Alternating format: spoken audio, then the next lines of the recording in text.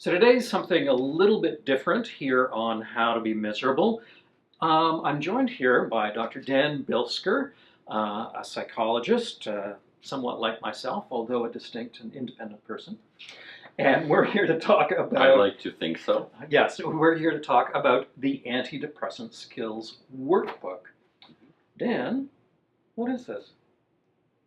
The idea behind this was that there's a lot of knowledge that's been developed under the rubric of cognitive behavioral therapy.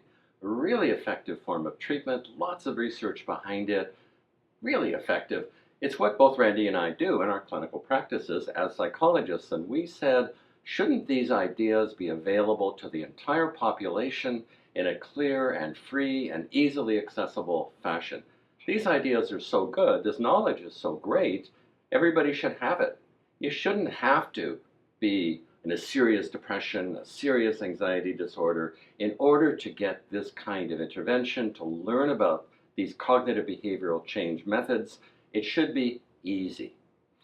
Yeah, one of the things people are always talking about in mental health is the idea of accessibility. You know, people have difficulties, but can they actually get help? And maybe can they afford to go to see somebody, or if it's a publicly funded service, is perhaps the waiting list 9 months long? So we wanted something that was a little bit more accessible than that, right? We did, and we came up with a workbook. Unlike the workbooks that are readily available in bookstores and so forth, some of which are really wonderful, some of which not so much, this one is very succinct, very brief, very clearly written, very user-friendly, and most of all, it's free. It's a free online website download. So wait a minute. How are we making money off of this thing again? It's a very good question. Occasionally I ask myself this, but obviously don't ask it with enough intensity or fervor. The answer is we're not making any money, but the gratification of knowing that a great number of people have had access to this book and will have access to it in future and to this knowledge is pretty damn wonderful.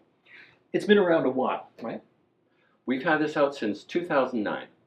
And this is the English language version, and you can see that it's nicely laid out, kind of friendly to look at. So it's the Antidepressant Skills Workbook, and it's a free download.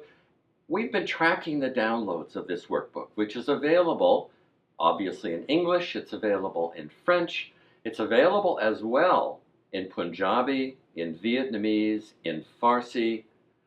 This has made a big difference in how readily downloadable and accessible it is, and quite strikingly, we also have it in both scripts of Chinese, which is related to the fact that over the last year there have been more downloads in China than there have been in the rest of the world.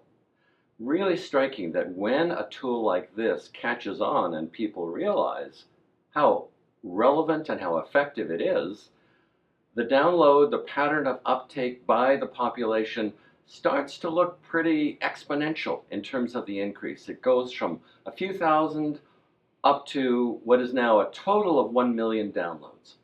It tells you that this is meeting a real need, it is reaching people where they need to be, where they are, and it's making a real difference.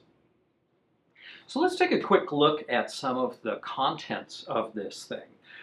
It starts out by asking, what is depression anyway? People hear about it all the time. It's a word that we use in common parlance, wake up, I don't feel like going into work, oh, I'm so depressed.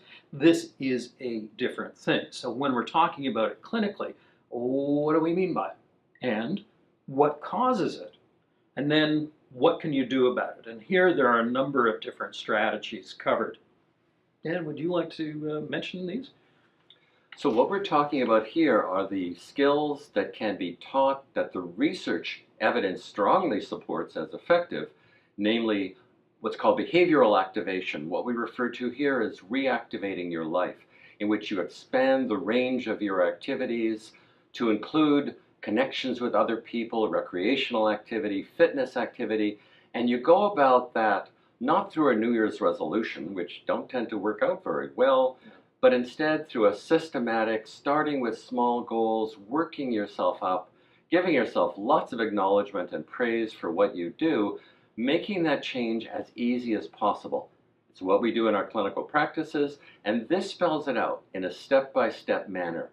In effect, it's goal setting, right? It is goal setting with all of the effective strategies of doing that psychologists have learned through lots of research and bitter experience. Secondly, what's called thinking realistically in the book. This refers to challenging cognitions, ways of interpreting the world or yourself that are simply not helpful, that are not realistic, that are not fair.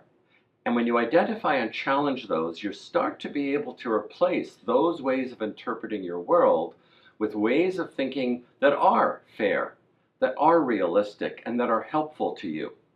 Tons of research shows that that kind of change in the way you think about yourself and the world is very powerful with regard to enhancing your mood and generally making it much more enjoyable to be here. We know, for example, that people in the midst of a depressive episode have a tendency to focus almost exclusively on the negative aspects of their lives. And of course, there are negative aspects of their lives, but there's not as much of a focus on any neutral or positive aspects. Is that right? Absolutely. And what we encourage people to do is have a balanced way of looking at their lives and themselves. It's not about thinking only positive or exaggeratedly wonderful thoughts about yourself. We don't encourage that. But it is about having a realistic, fair way of looking at yourself, your future, and your life that doesn't leave you in an unnecessarily discouraged or despairing state, which is what often happens in depression. The third section is on solving problems, right? And the research says that being able to approach problems in your life in a systematic way, in a careful, step-by-step way, is a really powerful skill, and it makes a big difference with mood and with depression generally. And what this teaches you to do is to lay out the particular problems you're addressing, to look at what possible actions are for you, to look at the pros and cons of each of those, to write it out, to do it systematically. Cognitive behavioral therapy really emphasizes writing things out. And what I sometimes say is that when you try to just work it out in your head, it's like writing it in water. It's really hard to keep track, it's hard to be comprehensive, and it's hard to make a good plan. Those are the kind of skills we really encourage, and the research says are very effective in changing depressive patterns. Yeah, one of the things that I often tell clients that I'm seeing is that if they're going to worry, they should always worry with a pen in their hand, because we can just go over and over and over and over problems and not really get anywhere. Whereas if we go at it in a systematic fashion, we can actually make some progress on these things. And I sometimes think of that as converting worry into problem solving. Worry looks like problem solving, but it's actually not. Goes in circles, feels horrible to do it, distracts you from your enjoyable activities. Problem solving does not. Problem solving actually takes you towards solutions. Now, in the lifestyle management or behavioral activation section, we're talking about, in effect, goal setting, but a little bit more technologically advanced than that. But there's some strategies in particular involving particular areas of your life that you could do the goal setting in. And we cover these towards the end of the manual. Things like diet, physical activity. There's lots of research suggesting that exercise is a remarkably effective antidepressant tool. Surprisingly, perhaps, given that it doesn't address some of the problems that people face, and yet it seems to actually help. Sleep hygiene, working with caffeine, and mainly limiting the intake of drugs and alcohol. There's some worksheets at the end as well. And one of the things those worksheets helps you with is what we call relapse management, where after you've used these skills and you've achieved some positive outcomes, some real benefits in terms of mood, in terms of reducing depression, you need to sit down and review, what did I learn? What was helpful? How did it make things better? And you're writing that down because it may be 5 years from now, you slip back into some old patterns that don't work very well and find yourself dealing with depression again. You need a place you can go back and remember, what did I do? What was helpful? And also have you identify the warning signs that you might be slipping into one of these low mood states or spaces again. You want the warning signs to alert you to go back and review what you need to start doing, what you did last time that helped, what you need to do again. Now, if people actually wanted a copy of this manual, where would they get it?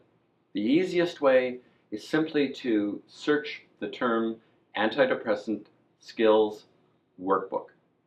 Just searching those words will take you right to it, and you'll have access to a free download copy of the book. Any of the language versions that are there will be free downloadable as well. There's also an audiobook version of the workbook that many depressed people say is quite helpful because they're having a little more trouble focusing on the reading. A number of tools in addition. There are other versions of this book, one for adolescents, one for people with chronic illness, one for the workplace, one for postpartum depression. So what you then have access to are a number of versions of these skills, of this kind of approach, depending on what's happening in your life and what your particular context is. But they're all free downloads. Now, what if somebody is depressed and they're seeing their physician, or indeed they're going for psychotherapy? Does that mean that this manual is completely irrelevant? It's a complicated relationship between what this workbook does and what cognitive behavioral individual or group therapy does. The workbook is definitely effective for mild to moderate severity depression, and there are a number of studies that have shown simply having this workbook is very beneficial for most people with depression. But when you have a more serious depression, it's more debilitating, it has more negative impact on your life, this may well not be enough. And if you do have the option of getting high quality cognitive behavioral therapy and you're dealing with a more serious kind of depression, you want to take advantage of that. It will get you extra benefit beyond what the workbook itself can do. So that's something to keep in mind. I know when I'm working with a client in cognitive behavioral therapy, I often begin by giving them a copy of the workbook and say, here's an introduction to the kind of approach we'll be taking and the kind of skills you'll be learning. And that actually makes the therapy itself, I find, more powerful.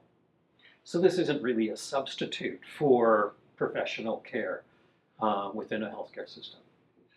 This is an introduction or an adjunct to what happens in therapy, but it's not a replacement for it. And note that psychotherapy actually ends. Cognitive behavioral therapy achieves its goal and kind of ends.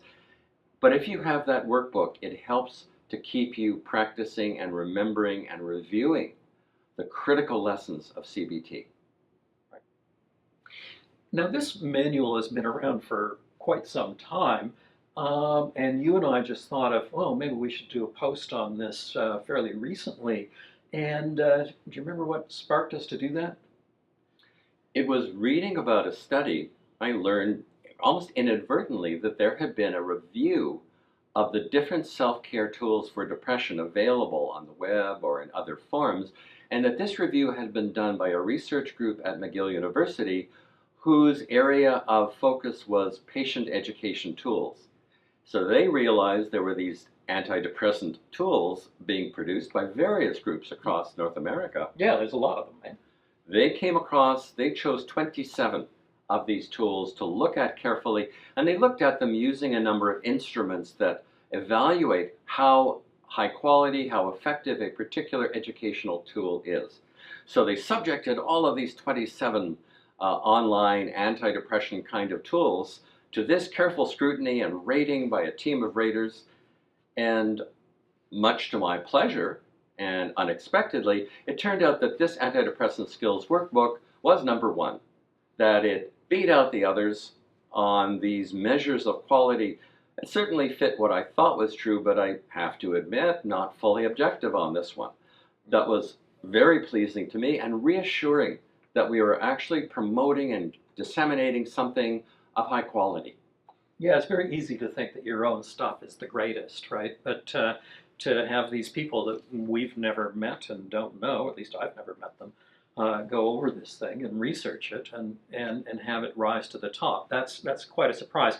And they were comparing a variety of all the ones that they could find of English language tools coming out of Australia, a few out of Canada, some out of the UK, and a few out of the United States as well. All online resources available at no charge. So it's like winning an Oscar except with no monetary gain and not that many people knowing about it. Right, and no swag bag. Exactly.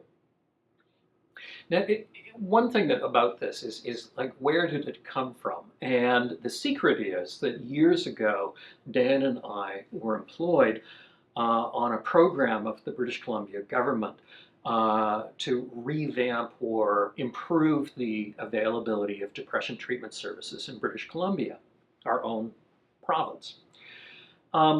And the idea was that we would come up with all kinds of recommendations for the mental health care system, but we realized most people are never in the mental health care system. The vast majority of people who are treated for depression are treated by their physician and don't go into therapy. And so one of the ideas that you brought up was this concept of, why don't we have something for all those other people, those 80%, 85% of people who never contact the mental health care system at all, and something so that the physicians could recommend something other than simply the medication regimes that they have available to them, either instead or in addition.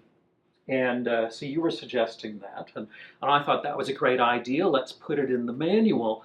And then you said, well, gosh, we wouldn't know whether such a thing would be effective. I think we should spend part of our time, given that we're on this project, coming up with a manual and testing it out, and then we would know whether it was actually something that we should be recommending in the manual. And I remember telling you, Dan, we're not supposed to be doing anything practical, right? We're just supposed to write a report that inevitably will simply get placed on a shelf somewhere. But in fact, you had a brilliant idea. It took me a while to figure out what you were suggesting, that we actually change things rather than just write a report about how to change things. And so you pushed for this, and I reluctantly at first went along with it, and that's how we came up with this thing, with you in the lead of this whole project.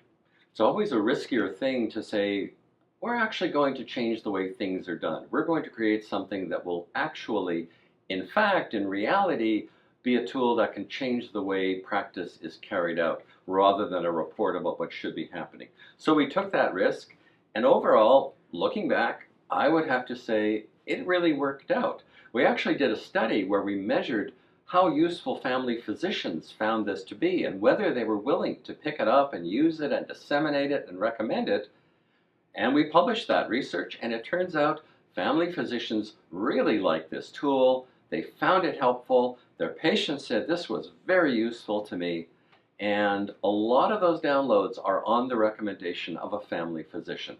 That was very reassuring and told us that it really is possible to improve the way depression is managed in the health system. And nobody got angry with us for actually doing something practical instead of the impractical things that we were actually funded to do. No, occasionally people got puzzled and said, you're not earning any money from this? But apart from that, people were very glad to get this tool. Yeah, people have asked me about that all the time. It's like, okay, there are thousands of copies. Where are the royalties? And I'm still waiting. I was in a conversation with a psychiatrist at a party somewhere, and he said, so what's your business model for this? And I said, well, it's free. And he said, I don't get it. What's your business model? I said, volume? So there you go. Yeah, we haven't really found a way of revenuizing this, monetizing it, I suppose is the term. But, and I guess, I think we never will. I think we never will, but boy, does it feel good to see the number of downloads. Great. Well, take a look if you're interested in the Antidepressant Skills Workbook. Again, do a search, Antidepressant Skills Workbook. You will find it. And you can download it. It's in PDF format, as also in audio format, available completely for free. Thanks for joining us. Thank you. For more posts and videos like this, click subscribe.